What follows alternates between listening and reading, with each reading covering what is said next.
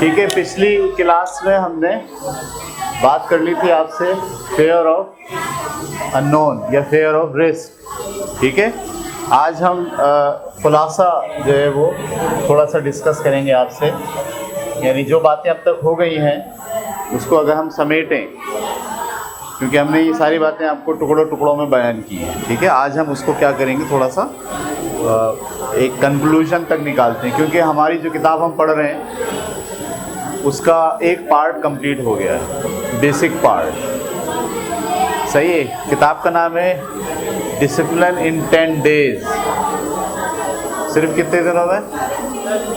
ऐसा हो सकता है?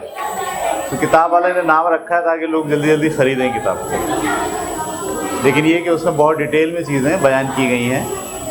तो उस किताब के जो है वो 2 हिस्से हैं। एक हिस्से के अंदर वो आपको आपके बारे में बता रहे हैं और ख़ास तौर पर ये डिस्कस कर रहे हैं कि कौन सी चीज़ें हैं जो आपको डिसिप्लिन होने से रोकती हैं। सही है, ये मालूमात देने के बाद अब किताब का दूसरा हिस्सा शुरू होने वाला है, और किताब का जो दूसरा हिस्सा उसमें आपको बताएंगे कि वो कौन से तरीक़े हैं जिस पर अमल करके आपको डिसिप्लिन होने में मदद मिलेगी। वो कौन सी आदतें आपको इख्तियार करनी है जिससे आप डिसिप्लिन होंगे, और किसी भी काम को पाए तकमील तक पहुंचाने के लिए आपके अंदर वो क़ुव्वत, वो आदत, सही है, वो पोटेंशियल आप में डेवलप होगा। तो पहले हिस्से में क्या किया उन्होंने, ये बताया कि डिसिप्लिन से कौन सी चीज़ें आपको रोकती हैं।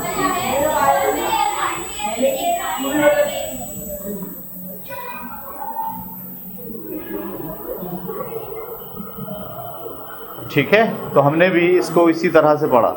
सबसे पहले ये कि डिसिप्लिन होता क्या है, ये आपके जहन में वाज़ेह होनी चाहिए बात। सही है, डिसिप्लिन का क्या मतलब होता है? ये आप दरअसल अपनी ख्वाहिश और अपनी मर्ज़ी के मुताबिक किसी काम को बग़ैर किसी बैरूनी असर के अंजाम देने की अहलियत रखते हो।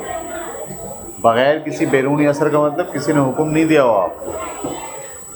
सही है, अगर आपको किसी ने हुक्म दिया है और आप उसको फॉलो कर रहे हैं और उस पर अमल कर रहे हैं तो ये डिसिप्लिन नहीं है।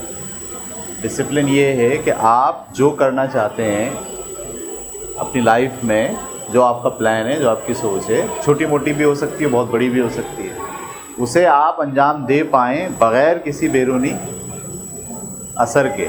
आपका इंटरनल असर हो, अंदरूनी ख्वाहिश हो, आपका अंदरूनी पोटेंशल हो। सही है, बैरूनी असर ना हो। बैरूनी असर के आप बाहर होकर अपनी सोच के मुताबिक किसी काम को अंजाम दे पाएँ और पाया तकमील तक पहुंचा दें, इसे क्या कहते हैं? डिसिप्लिन। फिर मैंने आपको ये भी बताया था कि डिसिप्लिन हमारे यहाँ कुछ और हो गया है। हम जो तो ग़ुलाम कौम हैं उनको डिसिप्लिन ये नहीं बताया गया है, बल्कि उल्टा करके बताया गया है कि आप जब तक हुक्म मानोगे, बात पर अमल करोगे, दूसरे के बनाए हुए प्लान के मुताबिक अपनी ज़िंदगी तरतीब दोगे, इसी को बोलेंगे डिसिप्लिन। ये हमारे अंदर आया ग़ुलामी की वजह से, क्योंकि जो हम 150 साल तक अंग्रेज़ों के ग़ुलाम रहे, तो उन्होंने हमारे तालीमी ढांचे में, सोच में, इंटरेक्शन में ये बात डाली कि इनको तो बात माननी है। सही है, तो हमें डिसिप्लिन ऐसे पढ़ाया गया कि जो बात कही जाए 100% उसको फॉलो करें और अपनी बात नहीं करें, उसके अंदर सोचने, गौर व फिक्र करने और सवाल उठाने की इजाज़त नहीं है। तो हमने 150 साल की प्रैक्टिस में नस्ल दर नस्ल, हमारी 4 नस्लें, 5 नस्लें डिसिप्लिन को यही समझती हैं। तो हमने डिसिप्लिन के सही तसव्वुर की तरफ अपने आप को बढ़ाना है। वो ये कि आप जो कुछ करना चाहते हैं, ठीक है, अपनी ज़िंदगी में जो कुछ करना चाहते हैं वो आप बैरूनी असर के बग़ैर उसे अंजाम तक पहुंचा डालें। इसको आप क्या कहते हैं? डिसिप्लिन। एक रुख इसका ये था। दूसरा ये था कि किसी बड़े काम को करने के लिए उसे छोटे छोटे पार्ट्स में आप तोड़ लेते हैं और टाइम बना देते हैं कि भाई रोज़ाना मैं इसको इतने वक्त तक करूँगा, या हफ्ते में 2 दफ़ा करूँगा, या हफ्ते में 1 बार करूँगा, और उसको आप फॉलो करके रोज़ाना थोड़ा थोड़ा थोड़ा थोड़ा करके एक वक्त ऐसा आता है कि वो सारा का सारा काम 100% कंप्लीट हो जाता है। इसको हम कहते हैं डिसिप्लिन। ठीक है, ये हमने शुरू में स्टडी किया। उसके बाद हमने ये बात कही कि जब आप कोई प्लान करते हो, कोई अंदर की ख्वाहिश होती है आपकी, कोई ख्वाब आपने देखा होता है, उसको जब आप ताबीर देने की तरफ निकलते हो तो बहुत सारी रुकावटें आपके रास्ते में आती हैं। और ये रुकावटें बाहर की कम हैं और आपके अंदर की ज़्यादा हैं। आपके अंदर जो है वो कुछ चीज़ होती है जो आपको काम करने से रोकती है। तो उसमें हमने सबसे पहले तज़किरा किया हाइट का। सही है कि हमारे अंदर हमारे शऊर और लाशऊर के बीच में एक ऐसी सोच है जो हमें काम करने से रोकती है। जब भी हम कहते हैं काम करें, वो कहते हैं नहीं अभी नहीं करो, कल करना, बाद में करना, ऐसा कर लेते हैं, वैसा कर लेते हैं। और हमने बड़ी तफसील से पढ़ा कि 5 जो है वो उसके पास तरीक़े हैं आपको रोकने के। ठीक है, कौन कौन से याद है किसी बच्चे को? वो डिले करवाता है, डिलेइज़म इख्तियार करता है। सिनिसिज्म का मतलब ये है कि यार सही नहीं है, ये मुझे सही नहीं लग रहा, सही और गलत के चक्कर में डाल के आपको काम से रोक देता है। और नेगेटिविज़म, वो सोचता है नहीं, ये हमेशा उल्टी बात सोचेगा, सीधी नहीं सोचेगा। सही, उसको कहते हैं नेगेटिविज़म। इस्केपिज़म का मतलब फ़रार, उसको देखो ही नहीं, किसी दूसरे काम में लग जाओ। और डिफीटिज़म, आप शिकस्त ख़ोर्दा होते हैं हर वक्त, यानी आपको वो बताता है कि नहीं आप नहीं कर सकते, आप में इतनी हिम्मत नहीं है। तो 5 हथियार हैं उसके पास जिससे हाइड आपको रोकता है। सही है, तो हमने उस हथियार को स्टडी किया। उसके बाद हम थोड़ा और आगे बढ़े तो पता चला कि हमारे इन हथियारों का मुकाबला आप कैसे करोगे, हाइट को आप कैसे हैंडल करोगे। सही है, तो हमने ये सीखा कि हाइट को हैंडल करने का तरीक़ा ये कि आप ज़रा अपने शऊर जो है वो बात करे, डिस्कस करे, कम्युनिकेशन करे। यानी जिस वक्त हाइट ये बोले ना कि नहीं यार कल करते हैं, तो उस वक्त आप बीच में कूद के बोले नहीं कल क्यों करते हैं, आज करते हैं ना, कल में और आज में क्या फ़र्क है। यानी वो बात करे, वो हाइट को निगेट करे, हाइट को बातों के ज़रिए, अल्फाज के ज़रिए उससे सवाल पूछे, क्वेश्चन करे और उसकी बात को माइनस करे। क्योंकि अगर वो कोई दूसरी राय नहीं होगी तो आपका लाशऊर हाइट की बात मान लेगा, लेकिन अगर कुछ दूसरी राय होगी तो फिर हाइट आपका जो लाशऊर रिएक्शन का जो आपके अंदर पावर है वो इंतज़ार करेगा कि दोनों में से कौन जीतता है, जो जीतेगा वो उसकी मानेगा। ठीक है, तो उसका जो हाइट को कंट्रोल करने का बेहतरीन तरीका हमने जो सीखा वो क्या था कि आप अपने आप से कम्युनिकेट करेंगे ज़ोर से। सही है, अल्फाज के ज़रिए बात करके अपने जहन के अंदर बात करेंगे, आप उसको समझाने की, उसको गलत साबित करने की कोशिश करेंगे जो हाइट कह रहा है। ठीक है, उसके बाद हम और आगे बढ़े तो हमने ये कहा कि इसके अलावा भी आपके अंदर आपके अंदर की जो सलाहियत है वही दरअसल आपको काम से रोक रही होती है। और उसके पीछे 5 फेयर्स होते हैं, 5 खौफ होते हैं जो दरअसल आपको काम करने से रोकते हैं। उसमें सबसे पहला फेयर हमने क्या पढ़ा था? Fair of success.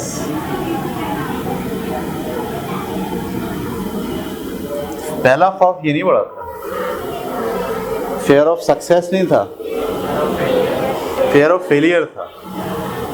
इससे पहले भी एक खौफ था, क्या नाम था उसका? Fair of failure. ठीक है, दूसरे नंबर पे हमने पढ़ा था फेयर ऑफ सक्सेस। तीसरे नंबर पे हमने क्या पढ़ा था? Fair of rejection.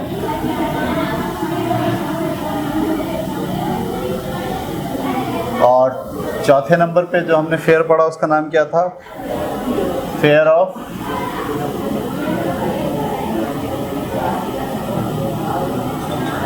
मीडियोक्रेसी।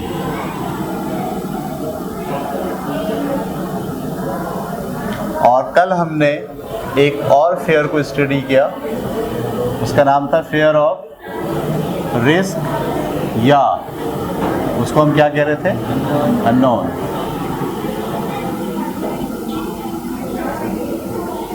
ठीक है, ये 5 फेयर हैं जिन पर आपको काबू पाना है।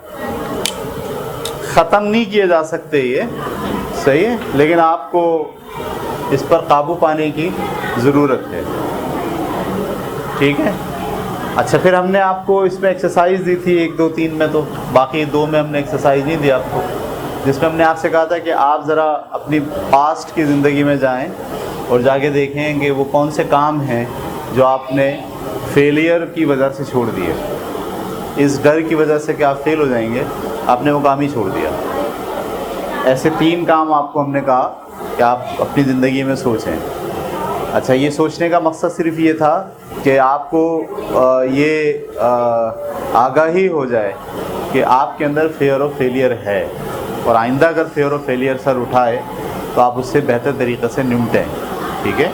और उसको बताएं कि भाई ज़रूरी नहीं कि हर काम कामयाब और नाकाम होने के लिए किया जाए।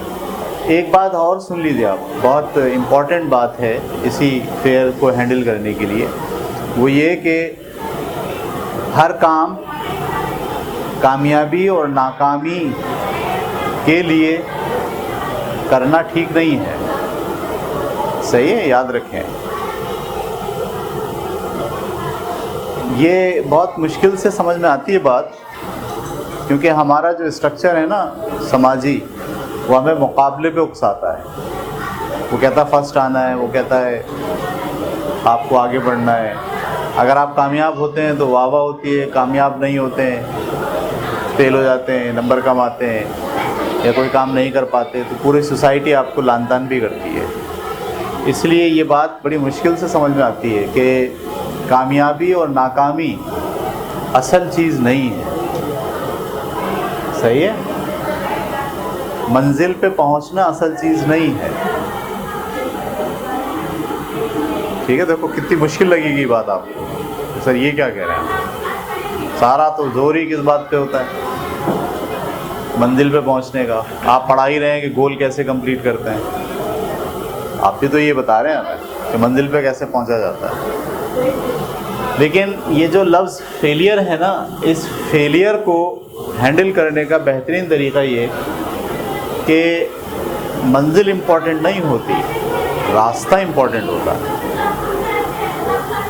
ये ध्यान में डालें आप। यानी मैं अगर जिम जा रहा हूँ और मैंने ये फ़ैसला किया है कि मेरी कमर जो इस वक्त 40 है वो 36 हो जाए, ये मेरा प्लान है, गोल बनाया मैंने कि भाई मैं ऐसी एक्सरसाइज करूँगा कि जो मेरी कमर इस वक्त 40 हो गई है वो कितनी हो जाए, 36 हो जाए। तो अब मैं जाता हूँ, गोल मेरे जहन में, एक्सरसाइज करता हूँ। सही है, उससे पूछता हूँ भाई कौन सी एक्सरसाइज करूँ कि मुझे ये पेट मेरा जो कम हो जाए, मिसाल है, वो मुझे बताता है ये एक्सरसाइज करें, अब मैं वो एक्सरसाइज करता हूँ। 1 महीने के बाद आके नापता हूँ तो वो 40 की 40 ही रहती है। तो मैं बोलता हूँ यार ये जो 1 महीना मैंने काम किया इसका क्या फ़ायदा हुआ, इसका तो कोई फ़ायदा नहीं हुआ। तो फेल जो है ना, मेरे जहन में आता है कि ये नहीं, ये मेथड नहीं है, शायद इसके अलावा कोई दूसरा मेथड हो। या एक्सरसाइज से नतीजा क्या निकालता हूँ, एक्सरसाइज से कमर कम नहीं होती। 1 महीना किया, 1 इंच भी नहीं हुई। ये बात समझ में आ रही है आपको?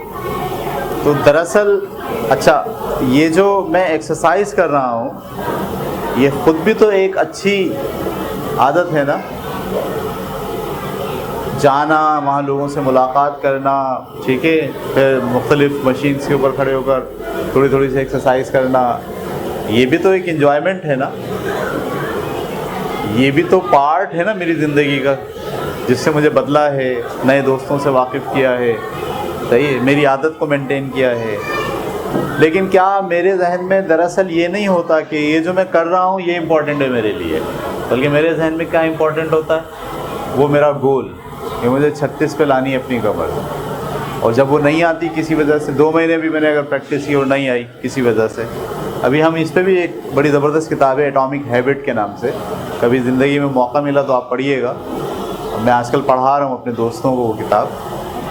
तो उस किताब में असल में लिखा है कि वजूहात क्या होती हैं। आप मेहनत करते हो और मेहनत करके रिज़ल्ट नहीं आता तो आप क्यों मायूस होते हो। सही है, मैं इस पर थोड़ा सा आपको टच दे देता हूँ। असल में आप जब कोई काम करते हो ना, सही है, जब कोई काम करते हो तो उस काम के जो नतीजे हैं वो नतीजे फ़ौरन नहीं आते। सही है भाई, ऐसे मिसाल ले लो, एक किताब वालों ने बड़ी अच्छी मिसाल दी है कि आप एसी रूम में बैठे हो। किस पे बैठे हो? एसी रूम में। वहाँ टेम्परेचर 20 हो रहा है और आपके सामने एक बर्फ़ का पीस है, आइस क्यूब, वो आपके टेबल के ऊपर रखा हुआ है। सख्त सर्दी हो रही है, 20 टेम्परेचर है और वो भी रखा हुआ है, पिघल नहीं रहा। सही है। अब टेम्परेचर जो है वो आपने उसको बंद कर दिया, एसी को जैसे ही आप बंद करेंगे टेम्परेचर 20 से क्या होगा 21 से क्या होगा 22। आपकी नज़र किस पे है? क्यूब पर। क्यूब नहीं पिघल रहा। 23 हुआ, नहीं हुआ कुछ भी उससे, 24 हुआ, नहीं हुआ, 27 हुआ, कुछ भी नहीं हुआ, 28 हुआ, कुछ भी नहीं हुआ, 30 हुआ, कुछ भी नहीं हुआ। 30 से जैसे ही 31 हुआ, आपने देखा थोड़ा सा उसके अंदर से साइडों से क्या निकलना शुरू हो गया, पानी आना शुरू हो गया उसकी तय। तो दरअसल आप ये समझ रहे हो कि इस 1 डिग्री ने, 30 से 31 होने ने इस पर असर डाला है।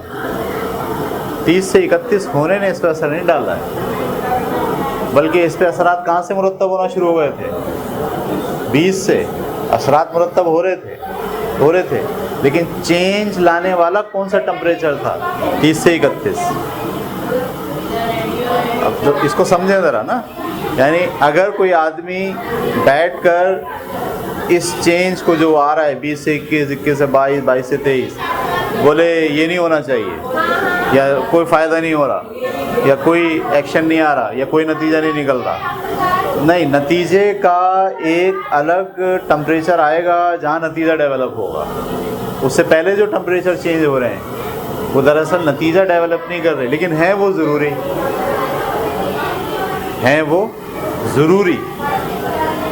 मिसाल के तौर पर अगर छोटा बच्चा जो नर्सरी में दाखिल हुआ है वो जुमला पढ़ना शुरू करता है पहली क्लास में, आगे जुमला पढ़ता है पूरा, तो अगर ये कहा जाए कि वाह ज़बरदस्त, पहली क्लास में उर्दू आती है बच्चे को, बाकी पिछली क्लासेस बेकार हैं, इसलिए डायरेक्ट कौन सी क्लास में डाला जाए?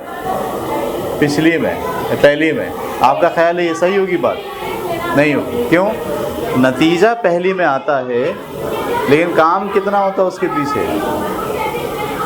समझ में आ रही बात आपको? तो असल में बात ये होती है कि कुछ लोग नतीजे पर नज़र रखते हैं और उस काम की अहमियत को भूल जाते हैं, और जब नतीजा नहीं आता तो काम करना ही छोड़ देते हैं बीच में। मिसाल के तौर पर मैं जो अपनी 40 कमर 36 करना चाहता हूँ, सही है, तो इसका जो नतीजा आएगा, फ़र्ज़ कीजिए ये आएगा 3 महीने के बाद, जो अगला हफ्ता शुरू होगा उसमें कमर नीचे आना शुरू होगी।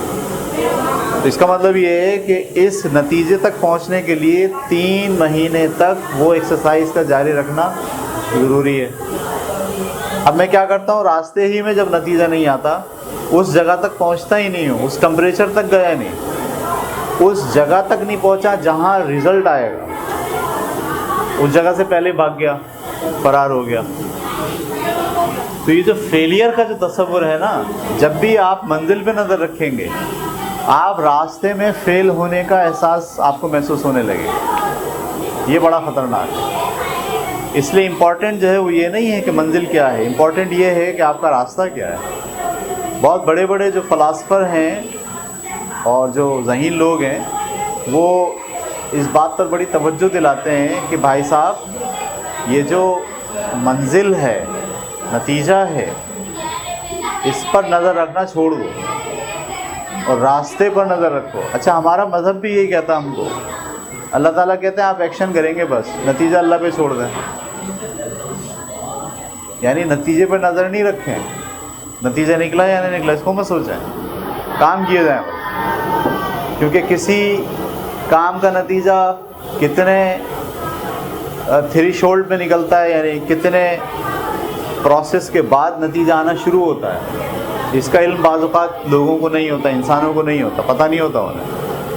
तो उतनी मेहनत करनी पड़ती है उस नतीजे तक पहुंचने के लिए, और हम क्योंकि नतीजा चाह रहे होते हैं हर वक्त जल्दी फ़ौरन, और नहीं निकल रहा होता, तो हम क्या करते हैं, अपनी कोशिश छोड़ देते हैं, हम तर्क कर देते हैं। मिसाल के तौर पर कोई आदमी दूध को उबालने के लिए खड़ा हो गया, और दूध कब उबलता है, 100 डिग्री सेंटीग्रेड पे। मिसाल अभी आपने टेम्परेचर रखा हुआ 80, अब 80 पे देखा नहीं उबला, 81 पे देखा नहीं उबला, 83 पे देखा नहीं उबला, सही है, 95 पे देखा नहीं उबला। 95 तक पहुँचते पहुँचते आपकी हिम्मत जवाब दे गई, और आपने बोला वे यार ये बेकार काम है, ये दूध नहीं उबलेगा, छोड़ो, और आपने चूल्हा कर दिया बंद। तो आपका ये अमल कैसा रहा, बेकार रहा ना। क्यों? क्योंकि उसको उबलने तक कहाँ तक जाना है, जब तक वो 99 क्रॉस नहीं करेगा, जब तक वो नहीं उबलेगा। अच्छा, ये इल्म जिन लोगों को होता है वो खड़े रहते हैं, और जिनको ये इल्म ना हो वो फेलियर का एहसास करते हैं और भाग जाते हैं।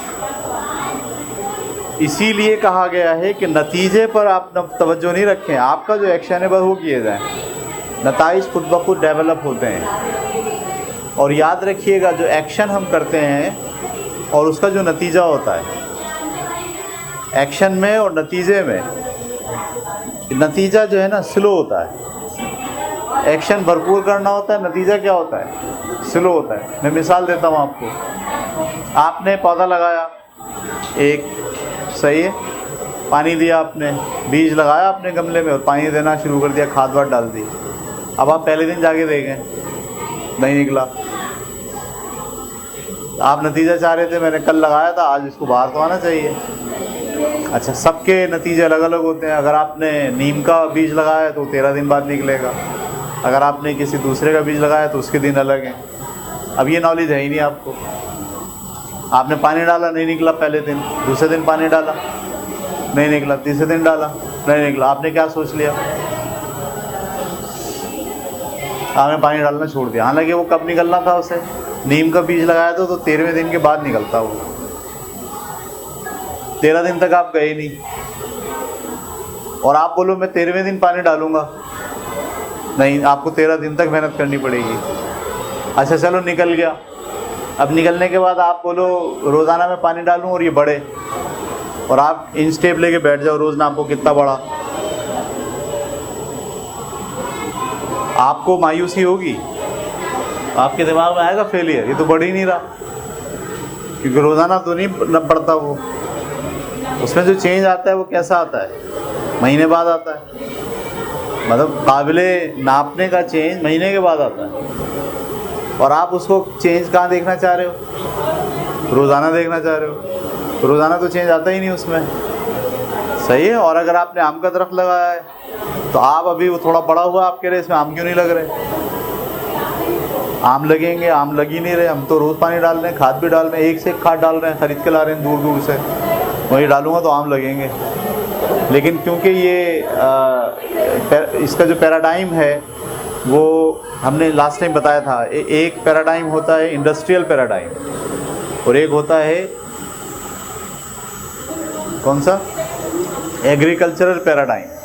तो वो जो दरख्त का उगना है वो एग्रीकल्चरल पैराडाइम है, उसको टाइम चाहिए पूरे प्रोसेस होने के लिए। वही 8 साल के अंदर आम लगेगा, तो 8 साल का पूरा प्रोसेस है वो, और हम उसको किस नज़र से देख रहे हैं, इंडस्ट्रियल, कि अभी कुछ डालें और अभी कुछ आ जाए। तो फेलियर का जो पूरा प्रॉब्लम है वो यही होता है कि आप दरअसल इंडस्ट्रियल पैराडाइम में रहकर नताइज चाह रहे होते हो, और ज़्यादातर चीज़ें इंडस्ट्रियल पैराडाइम के बजाय किस में चलती हैं, एग्रीकल्चरल पैराडाइम में चलती हैं, और आपको काम नहीं छोड़ना होता। इसी वजह से ये बात कही जा रही है कि आपकी तवज्जो बुनियादी तौर पर नतीजे की तरफ होने के बजाय प्रोसेस की तरफ रहनी चाहिए। जब भी आप नतीजे की तरफ तवज्जो देते हैं, आप फेलियर का शिकार होना शुरू हो जाते हैं, आप डिसहार्ट होना शुरू हो जाते हैं, सही है। आप आगे बढ़ने के लिए, अपने काम करने की सलाहियत डिम पड़ना शुरू होती है, डिम, आहिस्ता आहिस्ता आहिस्ता आहिस्ता। तो फेलियर का जो रिवर्स है वो आपको समझना चाहिए कि नतीजे से तवज्जो हटा लें और किस पर तवज्जो लगा दें, प्रोसेस पे, और उस प्रोसेस को एंजॉय करने की कोशिश करें। उस प्रोसेस में अपना जहन, दिल, दिमाग, पोटेंशियल उस प्रोसेस के इर्द गिर्द मेंटेन रखें। फिर आप देखिएगा जितना प्रोसेस आपका कंप्लीट होगा और वो दौर और वो एग्रीकल्चरल जो पैराडाइम का टाइम पीरियड है उस काम को कंप्लीट होने के लिए, जब वो टाइम उसको पूरा मिल जाएगा तो फिर रिज़ल्ट आना शुरू हो जाएंगे, नतीजा भी आपको नज़र आना शुरू हो जाएगा और फिर आपके अंदर फेलियर का एहसास की बजाय सक्सेस का एहसास जो है ना डेवलप होना शुरू हो जाएगा। बस आज यहाँ तक रखते हैं।